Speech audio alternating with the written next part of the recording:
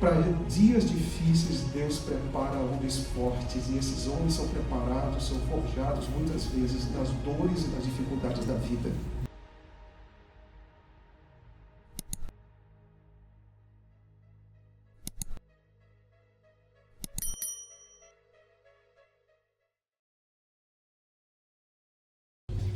Aqui o NASP, estar no NASP para mim é uma alegria também muito grande. Eu já me sinto em casa nessa instituição, eu já estou aqui a 4ª vez só esse ano.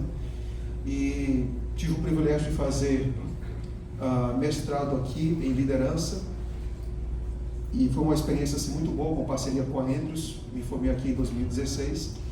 Estou tendo agora o privilégio de estar fazendo doutorado também pela Andrews, com ênfase no discipulado. Acredito que esse é um tema que deve ser estudado, compreendido, trabalhado de forma prática também. E estou muito feliz por poder compartilhar com vocês algumas coisas sobre o ministério. Também por ter alguns colegas aqui de ministério. Estou feliz por vocês também, de vê-los, saber que boa parte daquilo que vocês vão carregar para o ministério tem uma influência significativa nos seus professores. E a gente fica feliz pela qualidade de ministério que o NASP oferece para a igreja, porque a gente precisa de um ministério com raízes teológicas e com foco na missão dessa igreja. E ser pastor hoje é um enorme desafio. Eu quero aqui falar para vocês algumas coisas, e talvez eu não consiga entrar diretamente nas competências, que é o tema também que eu quero aqui pelo menos introduzir com vocês, mas eu gostaria de falar algumas coisas para vocês importantes. Se você considerar também importante, eu diria, tome nota. Alguns dados eu vou apresentar para vocês aqui agora também. E agora vamos começar essa jornada. São quantos minutos, pastor Evandro, aproximadamente? Só para eu ter um pouco. 45 minutos. Ok. Quando a gente fala de ministério, a gente tem que considerar algumas coisas. E eu vou começar aqui contando uma história para vocês. Eu tenho 22 anos de ministério. Janeiro de 2023, eu vou para 23 anos. E eu comecei o ministério, minha primeira noite no ministério foi na cidade de Mossoró, onde a associação colocou uma casa para ser alugada. E ali, ao ser alugada, a gente ia fazer evangelismo em várias regiões ali, dentro da cidade, em várias zonas da cidade. Éramos 3, era uma casa enorme. Só que a casa não tinha geladeira, não tinha filtro, não tinha rede, não tinha colchão, não tinha cama, não tinha mesa, não tinha fogão, não tinha guarda-roupa. É exatamente isso. Eu sabia que você ia pensar nessa músicazinha. E você sabe o que aconteceu? Na primeira noite, eu abri a mala e peguei 3 camisas sociais, uma em cima da outra. Peguei a toalha, uma toalha de banho, enrolei essas 3 camisas e peguei uma caixa da querida CPB, que estava vazia, e abri e coloquei no chão. E ali foram minhas 3 primeiras noites de ministério. E estava muito quente, e tinha muita muriçoca ali. E geralmente é uma mistura assim, extremamente difícil de ser administrada. Eu percebi que tinha um ventilador no teto grande, mas eu não sei há quantas décadas atrás esse ventilador tinha sido ligado. E aí então eu apertei o botão, o ventilador começou a girar, mas fez tanto barulho que eu tive que fazer então uma escolha. Ou tentar dormir com o barulho sem muriçoca, ou dormir com muriçoca sem o barulho do ventilador. Quando eu enrolei as toalhas em 4 camisas, 3 camisas que minha mãe tinha passado, eu vi que minha mãe tinha cuidado de mim. Ela não sabia onde eu estava. E aliás, a minha mãe não sabe dessa história até hoje, viu? Vocês estão sabendo primeiro do que ela. E o tempo passou. E eu me lembro que lá a gente tinha que plantar uma igreja. E eu não tinha obreiro. Eu tive 2 obreiros, acho que alguns obreiros podem até ter trauma de mim, né? Porque os 2 ficaram doentes e o terceiro concluiu faltando 15 dias apenas para terminar aquela semana de evangelismo, ou aqueles dias de evangelismo. Eu me lembro que eu pegava uma bicicleta, que eu comprei em um lugar, por alguns motivos não tinha nota fiscal, né? E era extremamente movimentado. Cada lugar do Brasil tem um nome para esse tipo de lugar, né? Eu comprei lá na feira do Vucu Vucu, né? E aí então eu comprei a bicicleta, e nessa bicicleta era a minha companheira. Eu tinha que ir, voltar, e depois eu turbinei essa bicicleta. Eu coloquei pneus novos, pedais novos, depois de 3 meses. E você sabe o que aconteceu? Quando eu voltei para vender a bicicleta, o cara estava dando um preço bem mais baixo daquele que eu comprei. São 22 anos. Eu faria tudo de novo. Se eu estivesse no 4º ano de teologia e dissesse assim, está aqui o seu chamado. Se eu chegasse lá de novo, com essa mala de novo, com essas muriçocas de novo, que não era plano especial, do especial, do especial. Era 28 na época. R$300 para viajar. Ministério não é algo que eu recebo da igreja, ministério é algo que eu dou para essa igreja. Amém. Não é o que eu recebo. E aí eu quero dizer algumas coisas para vocês. A primeira delas, se você criar uma expectativa não bíblica e até não histórica do que é ministério, você vai sofrer no ministério. O ministério não é um lugar de glamour. Pode parecer, mas não é. O ministério pode parecer um lugar de status, mas não é não. Eu estou há 7 anos na divisão e eu nunca vi um grande conflito tão claro como eu vejo. Porque eu sei a importância e Deus sabe a importância do ministério. Ministério não é popularidade. Às vezes quando eu vejo alguns colegas fazendo um barulho tremendo com celular, com redes sociais, não sei o que, dando uma visão de ministério muito populista, aquilo ali não é ministério. O pastor faz uma obra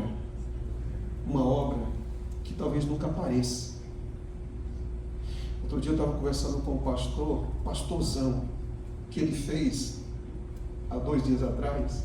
Ninguém sabe o que ele fez, mas merecia sim, se eu fosse dizer alguma coisa nessa linguagem mais atuais, merecia bilhões de curtidas, mas ele nunca vai colocar isso nas redes sociais. Eu não estou dizendo que redes sociais são massas, estou dizendo que o perfil está errado. O perfil está errado. Olhe para a Bíblia. Não olhe para o ministério, o quanto eu vou ganhar, o quanto eu vou aparecer, o que eu serei. E às vezes você sabe, você está aqui no seminário, aí chega no 4º ano, às vezes acontece também no 1º ano, né? A gente olha e diz, rapaz, você vai se jogar para aula, você tem um jeito de falar, você se veste de uma maneira, aí você olha para o outro, se você vai ser presidente. Já aconteceu isso de ter alguns profetas assim, nosso meio? Há profeta em Israel? Aí cada um começa a construir uma coisa, e o pior não é quem profetiza, é quem acredita. Porque quando ele acredita, ele corre o risco de viver a vida toda, sabe o quê? Acreditando. E então você começa, às vezes, dentro do seminário, e isso não é responsabilidade do professor, e muitas vezes não é nem do colega que está brincando, é nossa que acreditamos. E tem gente que pensa que quando você entra no ministério, você tem que carregar isso. Aonde é que eu vou estar? Quando eu vou chegar lá? Quando eu vou ser um departamental? Quando eu vou ser um administrador? Quando eu vou estar na divisão? Você começa a criar expectativas do ministério que não existem. Aí você começa então a ter um carreirismo. George Knight, no livro Educação, que naquele livro não deveria nem receber esse título, deveria receber outro título, Ele diz o seguinte: o pastor que vive criando expectativas para o seu ministério, ele nunca está onde ele está. Ele fica sempre pensando, onde é que eu estarei?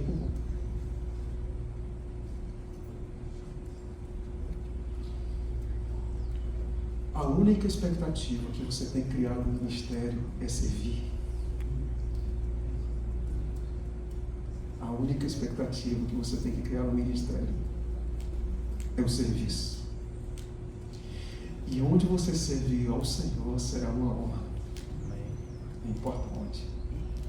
Por quê? Por dois motivos. Primeiro deles: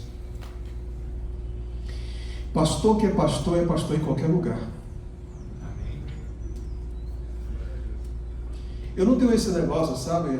Pastor é só pastor no distrito. Não. Pastor é pastor em sala de aula. Pastor é pastor na administração. Pastor que é pastor no departamento. Pastor que é pastor capelão. Pastor que é pastor em qualquer lugar. E todo mundo vai ver isso. Todo mundo vai ver isso. Pastor que é pastor em qualquer lugar. Ele está no campo de futebol, ele é pastor. Ele vai sentar ali com o garoto, como hoje de manhãzinha no café da manhã, ele é pastor. Ele vai visitar, é pastor. Às vezes ele vai estar só de bermuda, mas é pastor. Não importa, é pastor. Em segundo lugar, ministério é para toda a vida. Primeiro, pastor que é pastor em qualquer lugar. E pastor que é pastor é por toda a vida. Você vai envelhecer nessa obra se Jesus Cristo não voltar. Esse rosto novo aí vai ficar para trás. Esse cabelo que você capricha vai ficar para trás. Você sabe por quê? Alguns não tem mais, né? Essa barba que você tem um zelo tremendo, esse bigode que te chama a atenção, vai passar, irmão. Vai passar. Agora, o ministério em sua vida não pode passar. Amém. E aí eu quero dizer duas coisas. A primeira: se pastor é pastor em qualquer lugar, e se pastor é pastor por toda a vida, a primeira coisa que você tem que considerar é a seguinte. Primeira coisa: você tem que ter convicção de uma coisa, do seu chamado. O combustível, depois do Espírito Santo, que o combustível para que você continue no ministério até o fim, vai ser a convicção de que você é chamado. Porque se você perder a convicção de que você é chamado, um dia você vai fazer comparações no ministério. Quem perde a convicção do chamado, começa a colocar outras possibilidades que nunca deveriam existir nos seus planos com Deus. Você não pode pensar: eu vou ser pastor, mas se não der certo, eu vou ser um empresário. Eu vou ser pastor, mas se não der certo, eu vou ser Uber.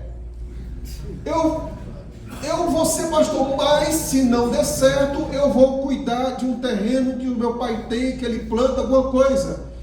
Escuta uma coisa: quem tem chamado não pensa em outras possibilidades. Não pensa. Eu estou falando isso aqui porque eu estou começando o ministério agora. Aí o pastor Lucas está começando o ministério agora, ele está falando isso agora. Eu tenho 22 anos de ministério, quero morrer pregando, quero morrer sendo pastor, quero andar nas ruas velhinho e os pessoal dizendo: ali é o pastor Lucas. Eu não quero ter minha vida, pela graça de Jesus Cristo, associada a nenhuma outra função, a não ser pastor até o fim. Amém. Você não pode ter possibilidades. Parêntese.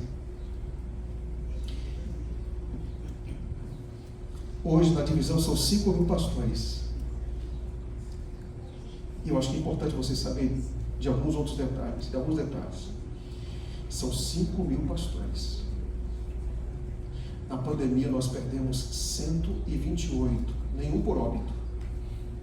Deixaram o ministério, pelos mais diferentes motivos.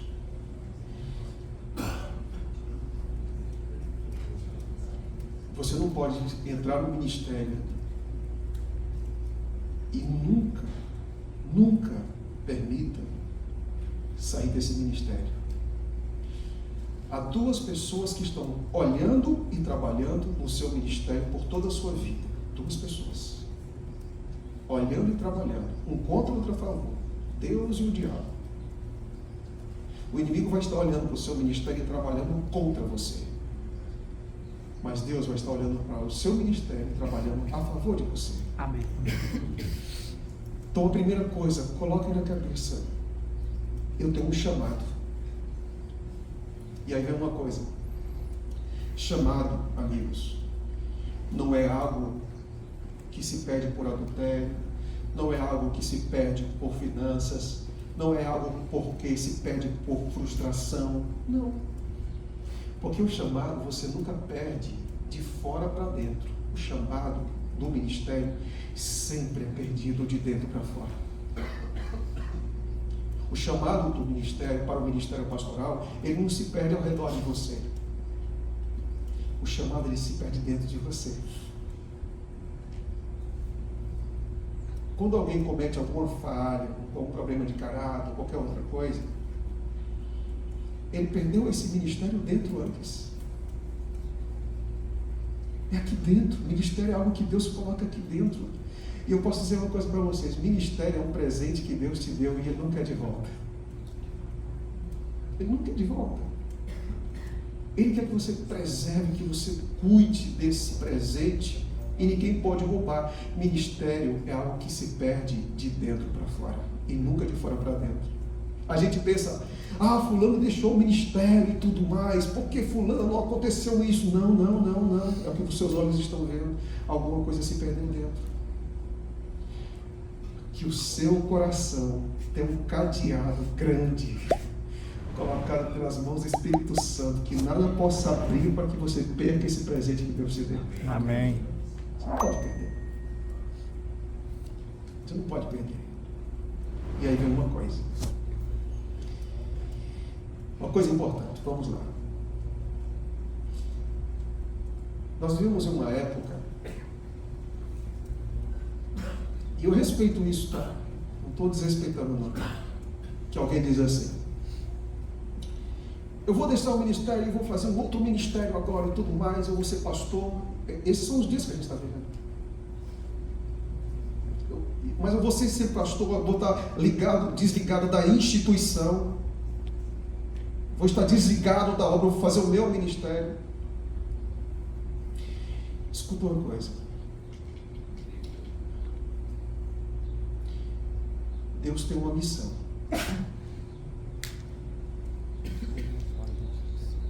Deus tem uma igreja. E Deus tem um ministério, correto? Sim. Correto?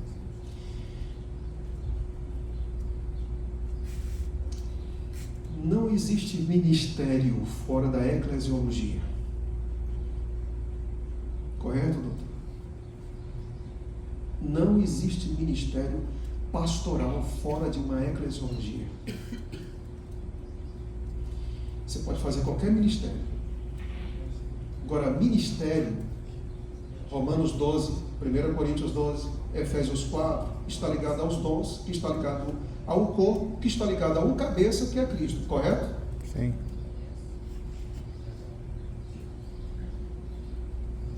Há pessoas que pensam que ministério só tem uma ligação direta, eu e Deus.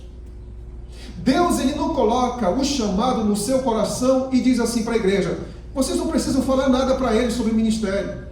Vocês não precisam investir nele, vocês não precisam aconselhar, vocês não precisam acompanhar, vocês não precisam avaliar, porque eu já coloquei o ministério no coração dele. Então assim, vocês, igreja, vocês não têm nada a ver, porque a relação que eu tenho com esse ministro é só de cabeça, não é de corpo. É só cabeça. Então deixe a instituição fora. Então deixe a organização fora. Então esse negócio de 4 anos, 5 anos, 6 anos, não, porque Deus me chamou. Quando a gente é chamado para o ministério, Deus colocou nessa igreja a responsabilidade de nos acompanhar, de olhar para a gente, de nos educar, nos aconselhar, nos orientar, e depois a igreja vai dizer: esse ali é um pastor. É a ovelha que tem que dizer para a gente que nós somos pastores. Nós não podemos olhar para diante do espelho e dizer o seguinte: eu sou pastor e acabou. Mas quem você serve? Quem você lidera? Quem você aconselha? Quem você mobiliza? Quem você treina? Que pode olhar para você e dizer o seguinte: aquele ali é um homem de Deus. Que lutas você tem? Que lágrimas você derrama? Que provações você passou para que depois uma comissão possa então dizer o seguinte: esse aqui foi chamado. Uma comissão que jejuma, que ora. Deus coloca como cabeça o chamado no seu coração, mas dá autoridade para a igreja para dizer: ele realmente é chamado. E o que Deus coloca no seu coração, ele vai colocar também no coração da igreja. Amém. Você concorda com isso? Amém. Então existe ministério bíblico separado da eclesiologia. E a igreja às vezes vai dizer coisas para você que você não vai gostar. Mas vai ser uma bênção para você. E lembre-se de uma coisa: algumas coisas em sua vida vão acontecer, e talvez essas coisas começaram antes de vocês chegarem, vão acontecer aqui, vão acontecer no seu aspirantado, e você vai ser provado. Aliás, você vai viver a vida toda sendo provado.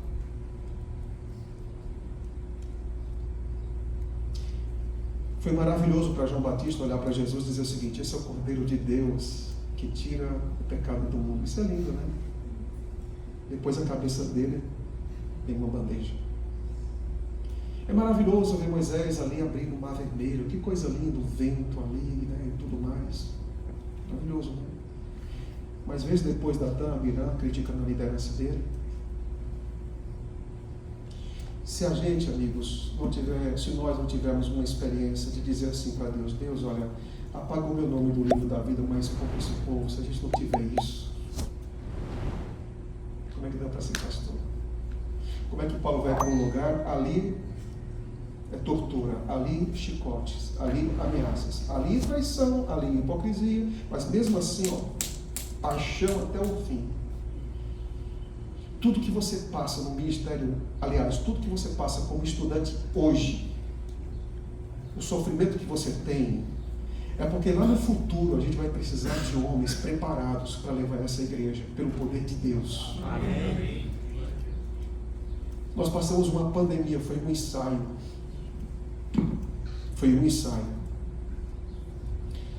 Quando eu comecei o ministério, depois que eu saí dos 2 anos de evangelista, eu fui para o distrito. Na porta da igreja, eu peguei uma carona com o pastor distrital. E na porta da igreja, eu já ia descendo para a minha primeira comissão. E o pastor disse o seguinte: não saia não, fecha a porta. Fecha a porta, sim, fecha a porta. E ali eu fechei a porta do carro. Ele disse: eu quero falar uma coisa para você. Eu ali animado, sabe? Feliz da vida, minha primeira igreja, minha primeira comissão, ele era meu mentor do lado, doido para sair do carro. Disse: sai não, irmão, fica aí, aguenta aí. Fecha a porta do carro. E os irmãozinhos entrando ali, me lembro como hoje, os irmãozinhos entrando ali, era uma tarde de domingo, na igreja, de Santos Reis em Natal, entrando, e eu ali no carro dele. O pessoal passava de lado, aí fazia assim: pastor, tudo bem? Tudo bem, os vidros aqui fechados. Deixa o pessoal entrar que eu quero falar um negócio com você. E eu disse: tá bom, pode falar. Ele disse assim: Lucas, eu tenho 25 anos de ministério e esse é seu primeiro. Lucas, você, olha a profecia, viu, irmãos? Você vai ter dificuldades maiores do que as minhas. Você vai viver em uma geração, em uma época mais desafiador do que a minha. E quem vier depois de você, você não imagina o que vai acontecer. O irmão era profeta, né? Isso é mesmo, pastor? É. Para cada época Deus tem seus homens. se você não aprender a lidar com a dor, se você não aprender a lidar com as perdas, se você não aprender a lidar com a falta de reconhecimento, se você não aprender a lidar com os nãos, se você não aprender a lidar com a ingratidão, se você não aprender a lidar com a escassez, você vai ter dificuldade para servir essa igreja. E eu estou dizendo para vocês que é o quê? Aprender.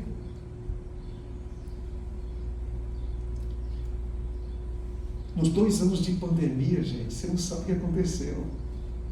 Você acha que os pastores que foram formados aqui, ou no IAP, ou na FAAMA, ou na FADIBA, sabiam que quando receberam o diploma, tinham que ir 1 semana enterrar o ancião, depois a esposa, depois os filhos, depois o JA? Você sabia disso? Eles jamais sabiam disso. Eles sabiam que tinham que estar escorando 60 dias para um amigo que estava internado, entre a vida e a morte. Eles não sabiam disso. Que as pessoas iam ter problemas emocionais, que as pessoas iam ter problemas financeiros, que as pessoas iam ter problemas materiais. Eles não sabiam disso. E a gente foi correndo para a frente de uma tela para fazer alguma coisa. De um irmãozinho aposentado que andou 5, 6 quilômetros de bicicleta, aposentado, para chegar na casa do pastor e dizer: pastor, dá aqui o dízimo e vir para a união, para a associação. Ele não ia saber disso. De ver milagres. Quando a gente olha para a escatologia do mundo e a leitura do adventismo, as cores que são pintadas são fortes. Isso não é teoria. Isso é verdade. Para dias difíceis, Deus prepara homens fortes, e esses homens são preparados, são forjados muitas vezes nas dores e nas dificuldades da vida. Um dia, eu estava como presidente e alguém que estava entrando no ministério, eu fiz de tudo para ter um ministério, eu estava até trabalhando no orçamento interno só para chamar. Eu não poderia dar tudo para ele. Ele me chamou assim do lado e disse: olha, eu estou fazendo de tudo por você, de tudo. Tudo que é possível. E ele disse o seguinte: ô pastor, eu só queria ser bem tratado. Eu quero ser bem tratado. Em algum momento vocês não serão bem tratados. Em algum momento não vai ter mais salário, não vai ter mais benefícios, não vai ter mais um lugar condicionado. Você não vai ter nenhum benefício para os seus filhos. Seu salário será imprevisível. Um dia essa igreja vai derramar sangue e lágrimas, mas até o fim essa igreja, aleluia, terá ovelhas e terá pastores. Amém. Amém. E Deus quer que você trabalhe nisso. Eu vou aqui concluir dizendo algumas coisas mais. Segunda coisa, eu falei muito tempo para vocês agora.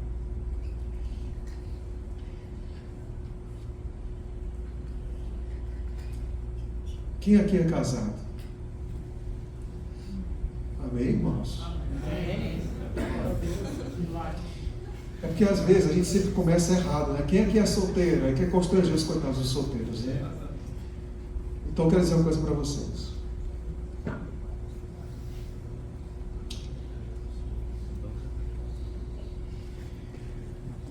Deus colocou em você o chamado. Escuta, Deus colocou em você o chamado aqui dentro. E a tua esposa, Ele colocou nela também. Escuta uma coisa. Quando Deus chama o pastor para o ministério, Ele chama a esposa também, viu? Porque ministério não é algo seu. Ministério é algo da sua família. Você sabe qual é a visão secularizada que existe hoje? É que o pastor tem a profissão de pastor e a esposa tem outra profissão, e parece que a gente vive uma concorrência. Dons, oportunidades e ministérios são todas essas coisas são dadas por Deus, e tudo que é dado por Deus não entra em conflito. pode ser administrado por Ele. Então, para aqueles que vão casar e para aqueles que são casados, eu peço que você faça algo de forma mais constante. Sabe o que seria? Ore por sua esposa. Sim, ore por sua esposa. Talvez algumas dessas esposas serão chamadas aqui. Talvez algumas outras dessas esposas serão chamadas no aspirantado de vocês.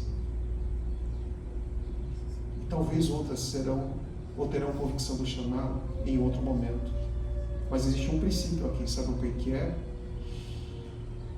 Deus quer que o brilho que você tem nos olhos do seu chamado, que a sua esposa e os seus filhos também tenham.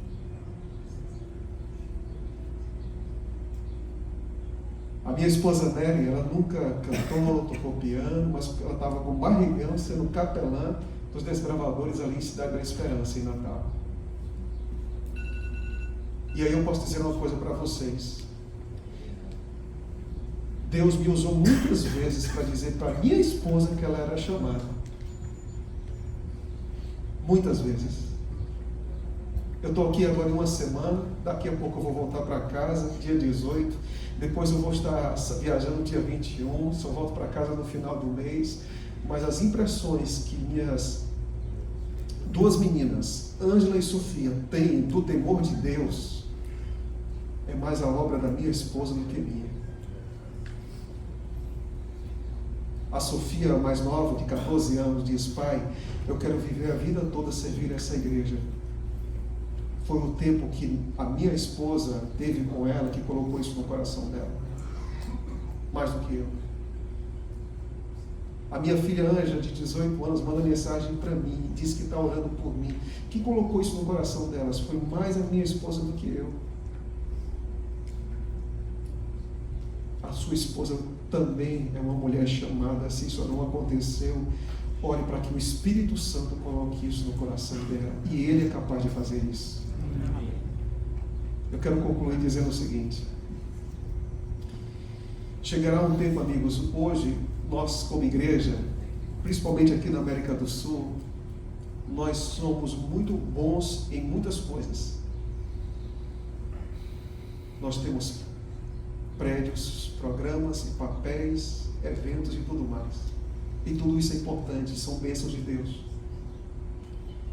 Mas além disso, o que nós mais precisamos é de poder do alto.